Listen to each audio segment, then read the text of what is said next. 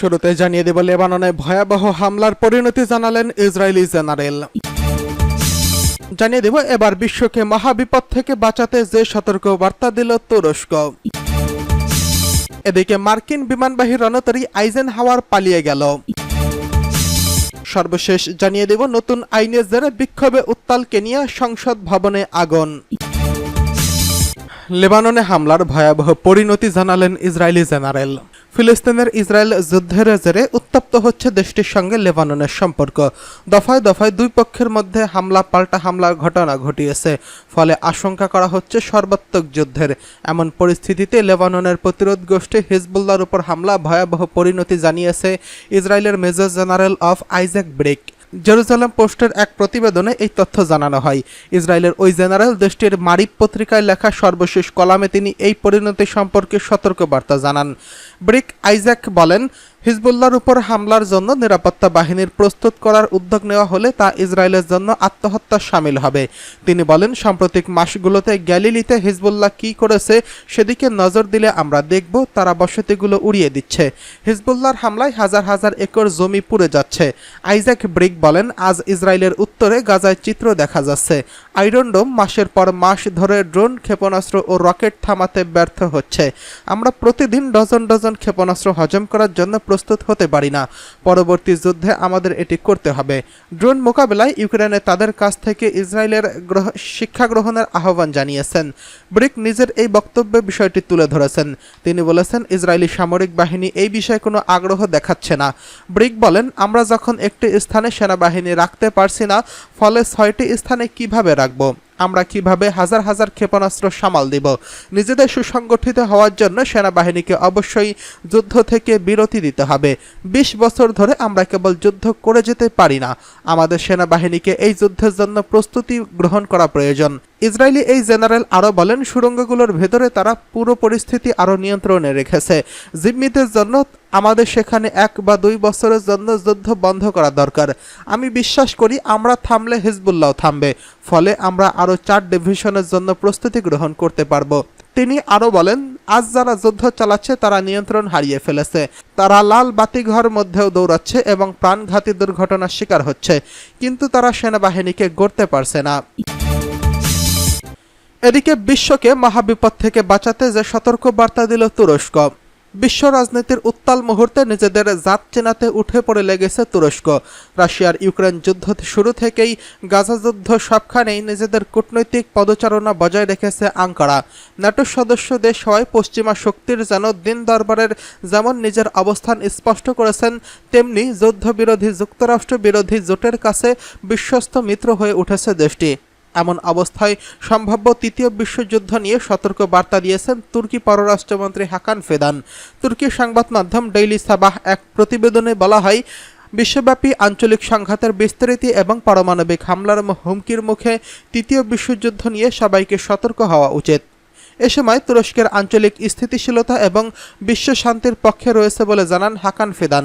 তিনি মনে করেন বিশ্ব নেতাদের তৃতীয় বিশ্বযুদ্ধের হুমকিতে গুরুত্ব দেওয়া উচিত। হাকান ফিদান আরও জানান, তুরস্কে রাশিয়া ইউক্রেন যুদ্ধের সব পক্ষের সঙ্গে আলোচনা চালিয়ে যাচ্ছে।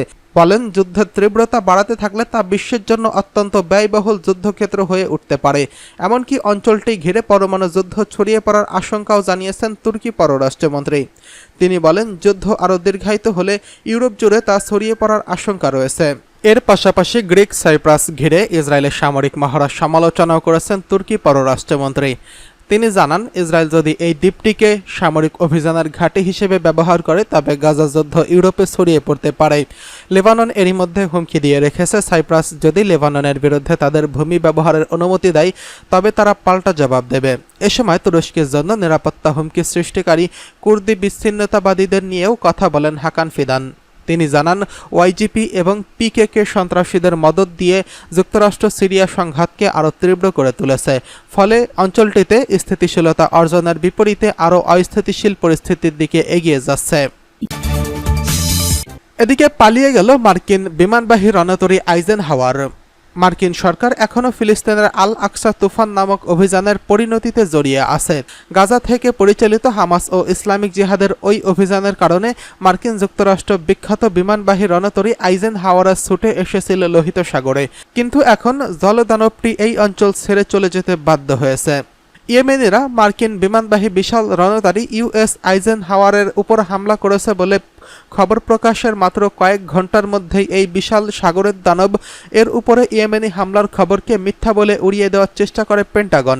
কিন্তু ইয়েমেনিরা এই খবরে বিস্তারিত বিবরণ প্রকাশ করলে পেন্টাগনের বিশেষজ্ঞরা ইজ্জত বাঁচানোর জন্য ঘোষণা করেন যে মার্কিন প্রতিরক্ষা মন্ত্রী লয়েড অস্টিনের সিদ্ধান্ত অনুযায়ী লোহিত সাগরে এই রণতরীর মিশন শেষ করা হয়েছে। এই ঘটনার পর অনেক মার্কিন সংবাদ মাধ্যম ও গবেষণা প্রতিষ্ঠান বলেছে যে ইহুদিবাদী ইসরায়েলের প্রতি পাশ্চাত্যের অস্ত্র সাহায্য অব্যাহত থাকা সত্ত্বেও ইসরায়েলের অবস্থা এখনও নাজুক এবং তা দৃশ্যমান, এবং বিখ্যাত মার্কিন রণতরী এখনও সেখানে থাকা উচিত। কিন্তু ইয়েমেনিদের নতুন হামলার পর অস্টিন ঘোষণা করেন যে আইজেনহাওয়ারের পিছু হটা দরকার এবং সম্ভবত থিওডোর রুজভেল্ট রণতরী সেখানে যাবে। আইজেনহাওয়ারের পিছু হটা কেন গুরুত্বপূর্ণ?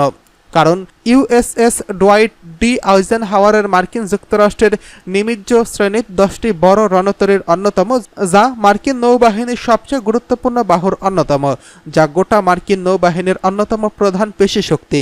পারমাণবিক শক্তিচালিত এই রণতরীটি চালু করা হয়েছিল 1977 সালের 18 অক্টোবর। 333 মিটার দৈর্ঘ্য এই জাহাজের ওজন 114,000 টন।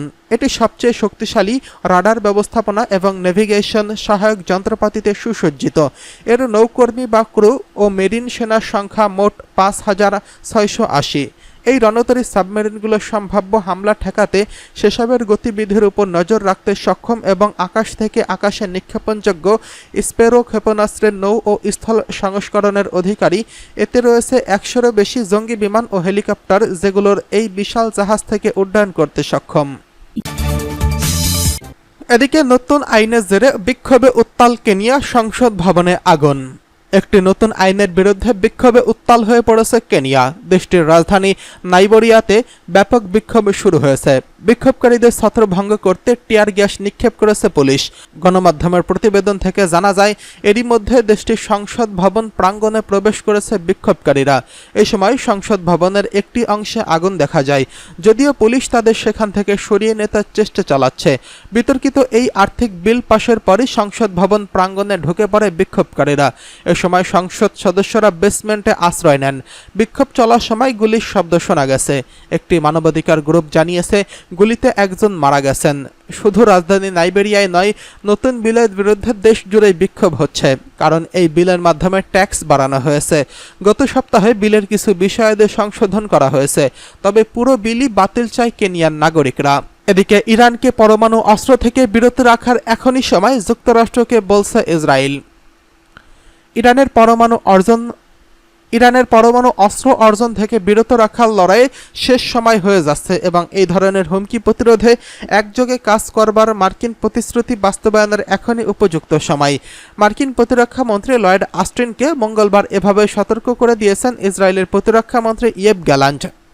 পেন্টাগনের এক বৈঠকে অস্টিনকে এই সতর্কবার্তা দেন ইয়েভ গ্যালান্ট। তিনি বলেন, বিশ্বের ভবিষ্যৎ এবং আমাদের অঞ্চলের ভবিষ্যতের সবচেয়ে বড় হুমকি হলো ইরান।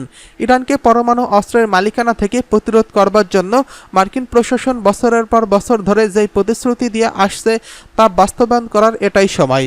ইসরায়েল লেবানন সীমান্তে ক্রমবর্ধমান উত্তেজনার প্রেক্ষাপটে দুই দেশের প্রতিরক্ষা মন্ত্রী এই বৈঠকে বসেন। অস্টিনকে গ্যালান্ট বলেন, ইসরায়েল এখন এমন এক সন্ধিক্ষণে যা পুরো মধ্যপ্রাচ্যে প্রভাব ফেলবে। কোনো ব্যতিক্রম ছাড়াই গাজা থেকে আমরা 120 পণবন্দীকে ফিরিয়ে আনা নিশ্চিত করতে চাই। আমাদেরকে অবশ্যই হামাসের সন্ত্রাসী শাসনের অবসান ঘটাতে হবে। হামাসের সাথে চুক্তি করতে ইসরায়েলি প্রস্তুতি ব্যর্থ হয়েছে এমন কথা স্বীকার করেও অস্টিন আবারও যুক্তরাষ্ট্রের আগের বক্তব্য পুনরাবৃত্তি করে বলেন, চুক্তিটি এখন হামাসকে গ্রহণ করতে হবে। তিনি বলেন, হামাস প্রস্তাব গ্রহণ করতে ব্যর্থ হলে ফিলিস্তিনি সেই সাথে ইসরায়েলি জনসাধারণের দুর্দশা অব্যাহত থাকবে।